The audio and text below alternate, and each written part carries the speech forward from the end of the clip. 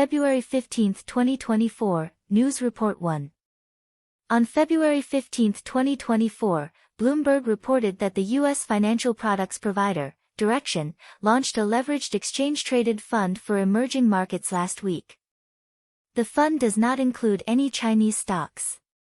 Meanwhile, a survey report by Bank of America showed that shorting Chinese stocks is becoming increasingly popular, second only to long positions in the 7 major U.S. tech companies.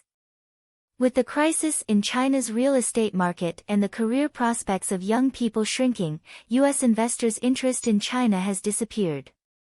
Investors on Wall Street are beginning to do everything possible to stay away from Chinese stocks. Previous reports by Bloomberg indicated that MSCI has removed 66 Chinese stocks from global benchmark funds, the largest number in 2 years. News Report 2. A report released by the German Economic Research Institute on February 14, 2024, showed that German companies have not responded to the German government's call to reduce investment in China. The report analyzed data published by the Deutsche Bundesbank, showing that Germany's direct investment in China reached €11.9 billion last year, an increase of 4.3% year-on-year, reaching a record high. Last year, Germany's investment in China accounted for 10.3% of its total foreign investment, also the highest since 2014. China has been Germany's largest trading partner for 8 consecutive years. However, all of Germany's investment in China comes from its profits, basically reinvesting its profits. The German Economic Research Institute pointed out that some German companies have begun to withdraw their investments from China, mainly small and medium-sized enterprises. There is no consistent position within the German government on investing in China. The ruling coalition of the Free Democratic Party and the Green Party demands that Germany reduce its dependence on China. However, the Social Democratic Party, which Chancellor Scholz belongs to, supports continued investment in China, indicating a relatively ambiguous stance on this issue. The Social Democratic Party has close ties with the Communist Party, which also explains its friendly stance toward China. Scholz plans to lead a large business delegation to China in April, reflecting his policy on Sino-German relations. News Report 3. UBS Wealth Management Asia Pacific Investment Director's Office released a report on investing in China for the Year of the Dragon on February 15, 2024. The report points out that in order to emphasize its determination to stabilize growth, the Chinese government may set the economic growth target at around 5%. However, with the disappearance of the base effect and fund effect, the 5% target is challenging. The report believes that the Chinese government will still stimulate the economy through increasing supply-driven and progressive traditional ways, so China's GDP growth rate may ultimately be below 4.5%. It is expected that the People's Bank of China will cut the reserve requirement ratio by 50 basis points, and the government and the People's Bank of China will continue to maintain loose monetary policy. The renminbi exchange rate is expected to adjust in the range of 7 to 7.3 and will hover around 7.15 in the second half of this year. The report recommends that investors adopt a defensive investment strategy and avoid being too aggressive.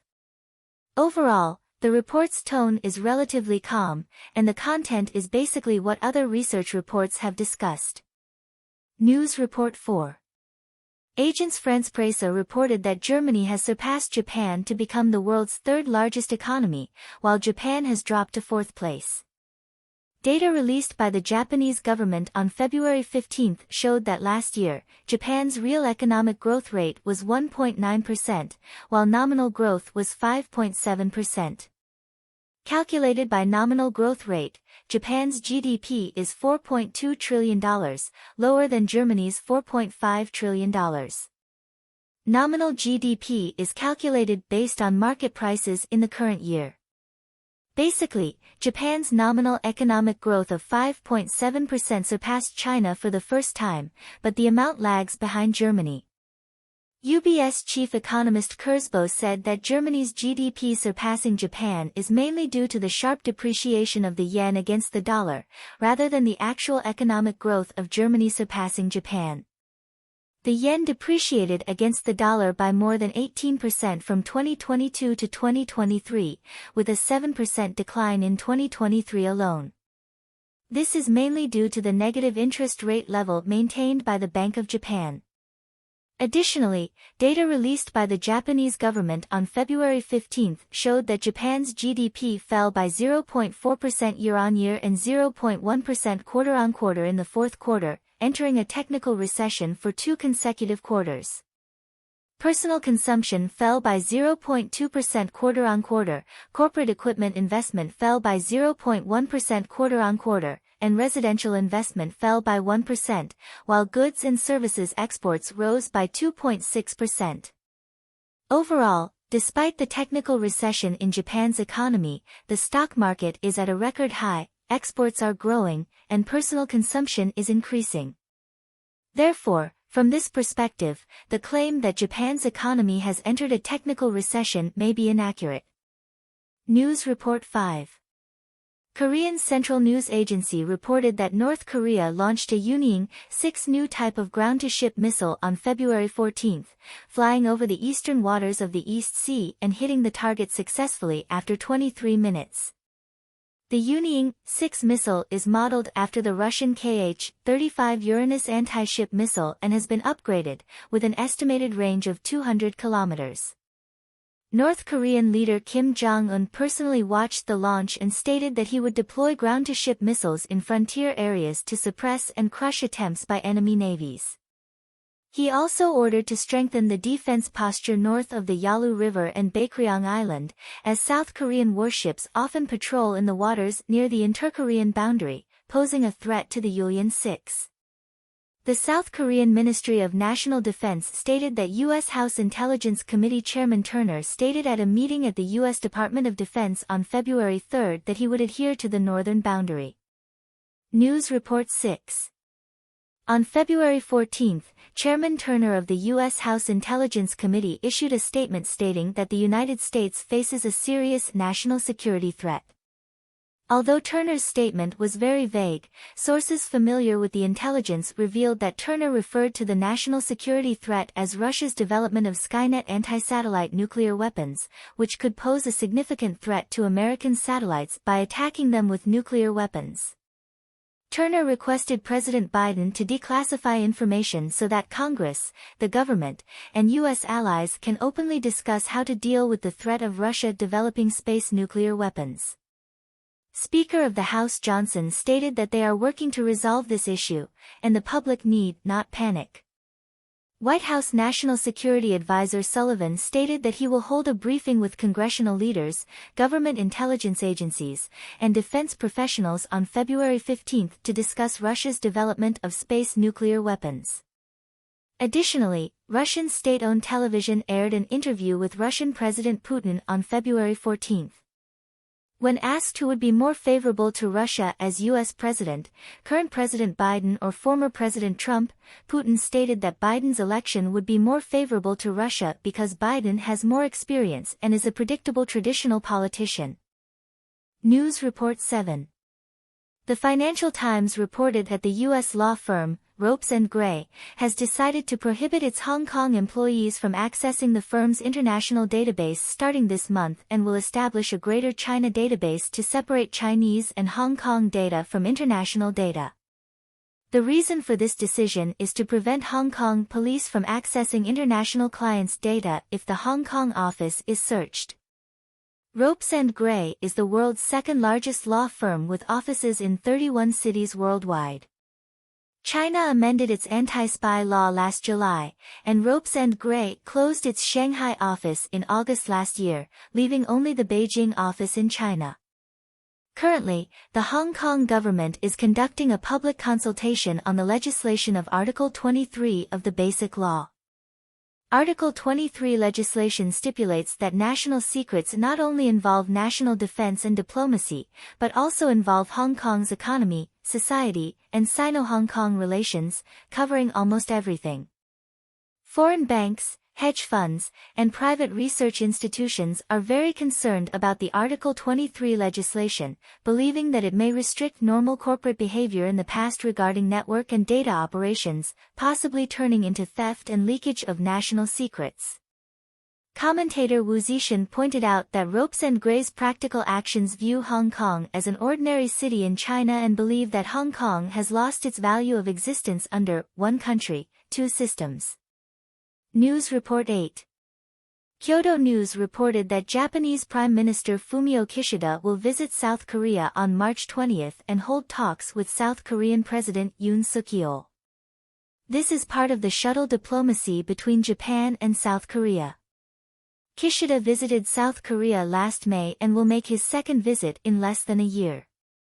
Kishida and Yoon will confirm the strengthening of trilateral cooperation between the United States, Japan, and South Korea to deal with North Korea's nuclear weapons and missile development. On the other hand, the trilateral summit between China, Japan, and South Korea has stalled. On November 26 last year, the Trilateral Foreign Ministers meeting was held in Busan, South Korea, and the three parties agreed to speed up work and hold a summit of the three leaders as soon as possible. The last China-Japan-South Korea summit was held in 2019, which was 5 years ago. It is now February 2024, but preparations for the China-Japan-South Korea summit have not progressed. Kyodo News reported on February 1 that the Japanese side inquired about the schedule with the Chinese side, but the Chinese side did not respond. In addition, the Chinese Foreign Ministry announced that Chinese Foreign Minister Wang Yi will attend the 60th Munich Security Conference in Germany from February 16 to 21 and visit Spain and France. Wang Yi will deliver a speech at the Munich Security Conference and hold bilateral meetings with officials from other countries. U.S. Vice President Harris will attend the conference, and U.S. Secretary of State Blinken will also accompany her. News Report 9.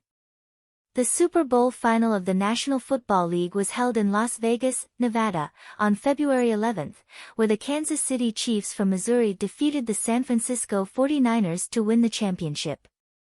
During the celebration parade held by the Kansas City Chiefs in Kansas City on February 14, a shooting incident occurred, resulting in 1 death and 21 injuries, including 8 children. The police have detained 3 suspects, but have not revealed the motive for the shooting or the weapon used by the perpetrator. It is worth noting that shooting incidents frequently occur during championship parades of the NFL, with 5 similar incidents occurring in the past 10 years. News Report 10. The Democratic Progressive Party, DPP, of Taiwan announced on February 15 that Chen Junhan, a non-constituency legislator, passed away in the early hours of February 11 due to complications from a cold, at the age of 40. Internet celebrity Wang Ziyan once said in a program that the DPP put disabled people on stage to campaign and imitated Chen Junhan's movements, sparking strong dissatisfaction in Taiwan society. Chen Junhan suffered from congenital spinal muscular atrophy, with only his eyes, mouth, and one small finger able to move. He held licenses as a lawyer and accountant, and obtained a master's degree from Harvard Law School and a doctoral degree in law from the University of Michigan. Chen Junhan worked at the Academia Sinica and researched international human rights law, policies, and laws related to disabilities. The DPP invited Chen Junhan to join the list of non-constituency legislators last year.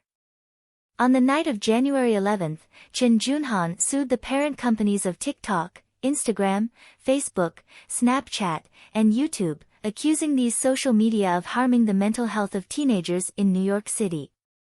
The New York City government accused these social media of violating several laws in New York City, including public nuisance and gross negligence. Mayor Adams of New York City stated that social media exposes children to harmful content, exacerbating the mental health crisis among teenagers. The New York City government, representing millions of New Yorkers, has taken bold action, demanding that these companies take responsibility for addressing the public health crisis.